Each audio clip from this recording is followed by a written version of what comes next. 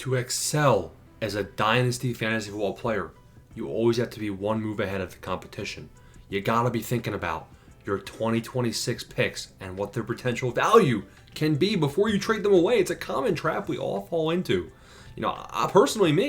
I am already shopping my 2026 draft picks, even my 2027 picks, and even potentially beyond. But if you're trading a 2028 first, you're honestly selling. But your 2026 first round pick, what are they worth? Who is the draft class? What are the rookies coming out in 2026? What's the projection looking like?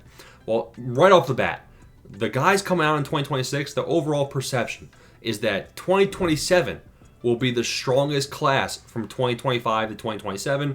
2025 will be the middle, and 2026 will be the weakest.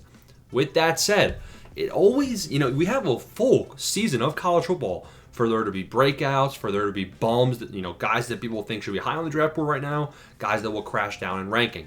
So here are 12 guys that should be on your radar as potential, league winners in 2026. Really, it's a couple big name running backs, a couple big name quarterbacks. The first one, everyone's heard of him, everybody knows, and honestly, I don't even think he's going to declare. We got Arch Manning. So really, the only reason Arch Manning is even in this video is honestly for SEO. Let's be real here. Arch Manning, he projects as the top quarterback in the upcoming class, but he's probably not going to declare, right? He's probably not going to give up his massive NIL bag, all the dollars he can earn in college, and really just get some more reps on the college football field before declaring. But if Arch Manning declares, we all know he's going to be very high in your rookie draft. Now we go to some more realistic names. First name we go to is Garrett Nussmeier. This guy came out, started 2024. He had 4,000 passing yards, 29 touchdowns to 12 interceptions. Now, if we look at the rushing upside, there's none. Unfortunately, there is no rushing upside in sight for Garrett Nussmeier, which will obviously limit his upside and fantasy potential. But he did come out, who else is an LSU quarterback that was slinging the football that we all know? Think about that one. Now we get to one of the big names, one of the head honchos. If you have a 2026 draft pick, be excited if you get this guy. As of right now, Jeremiah Love prospects out as one of the best running back prospects there will be in 2026.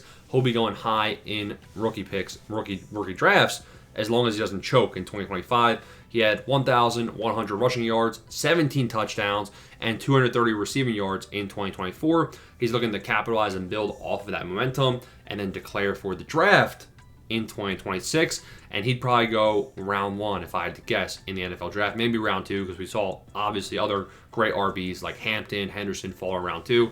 Not many guys get true round one draft capital, but Jeremiah Love will be a starting running back when he comes into the league, as long as he has a decent landing spot.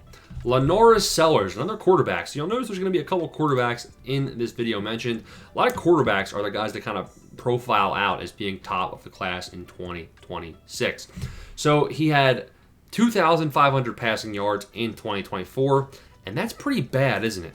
Which is why you look at the rushing upside, and that's what we're about to do. So looking at his rushing stats, if I take a look in his first game of the year, he had 68 rushing yards, then 88, 55, 106, 38, 45, 53. And then versus Clemson, he had 166 rushing yards, 2 rushing touchdowns in that game. He had 7 rushing touchdowns on the year. The dual threat nature of Lenoris Sellers is really what kind of makes him appealing. 6'3", 242 pounds, South Carolina's quarterback.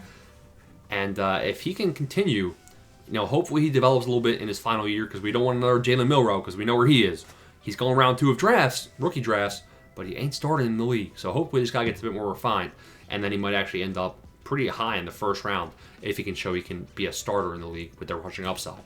Another running back, this is one of those guys that I'd be shocked if he's not super high up there to come 2026. We got Nick Singleton. And also, honorable mention is Katron Allen, Penn State's RB2. They both should be going pretty early in rookie drafts in 2026.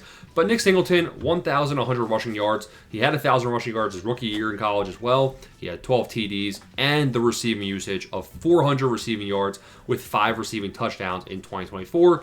Nick Singleton, Jeremiah Love, those are the 2 guys I'm most excited about. Jordan Tyson, college football injury for ASU, I believe. 1,100 receiving yards prior to that and 10 touchdowns. This guy was very, very good in 2024. He was electric. It's just a matter of, can he have stayed healthy? and he's looking to bounce back from the injury and put some more film on tape because 2023 he didn't play. Or maybe 2023 was injury. Honestly, I'm not 100% sure here, but I do know that in 2024 this guy had a very good year. This guy was averaging 15 yards per catch. He had 75 receptions, and if he can have a big 2025 year just to follow up 2024, he'll probably get mid round 1 draft capital and go very early in your rookie draft. Eric Singleton Jr., Georgia Tech. This guy's 5'11", 190. Now, he's had 2 700 receiving yard seasons. He had a little bit down year last year with only 3 touchdowns, but he did have a bit of rushing upside as well. He had 130 rushing yards with a touchdown there.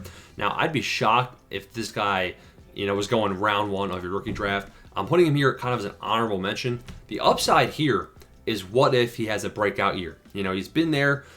Does he get a bit of an expanded role heading into his 3rd college career season? He had 750 receiving yards twice, and he already expanded from 0 rushing yards first year to 130 in year 2 with 20 carries. Maybe we see a bit more of that in year 3, and then he boosts his profile. Cade Klubnik, another quarterback, 3,600 passing yards in 2024, 36 touchdowns to 6 interceptions. So that is a big number. And looking at the rushing upside, he also has it, and it's also there. I mean, this guy had 463 rushing yards, which ain't bad, and he had 7 rushing touchdowns to go along with it. This was like a better version of Lenora Sellers, if I'm being completely honest. So I think he could be in the round 1 conversation. Zachariah Branch, USC wide receiver.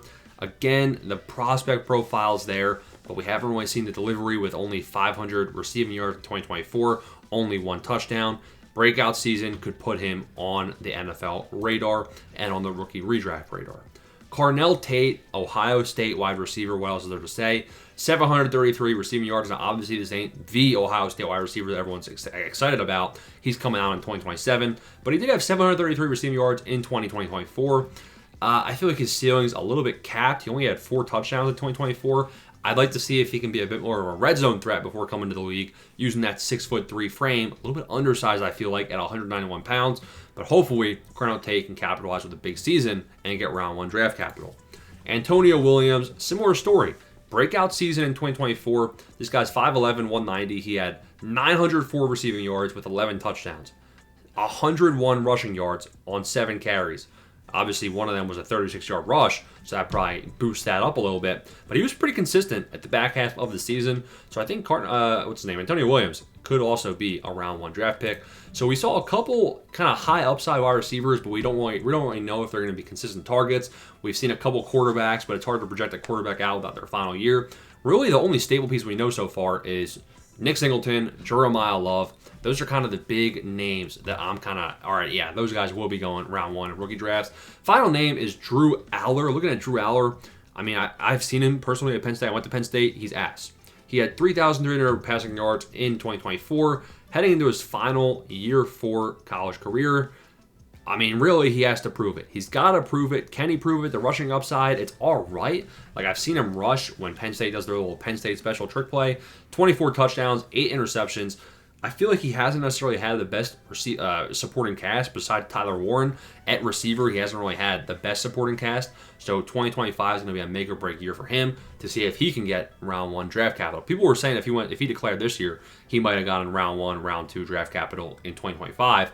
So we'll see what he does in this next season. That's kind of a bit of a projection of the 2026 rookie class. Let me know what you think down below. Again, that's kind of what your 2026 pick is going to be worth. Things can always change in Dynasty Fantasy.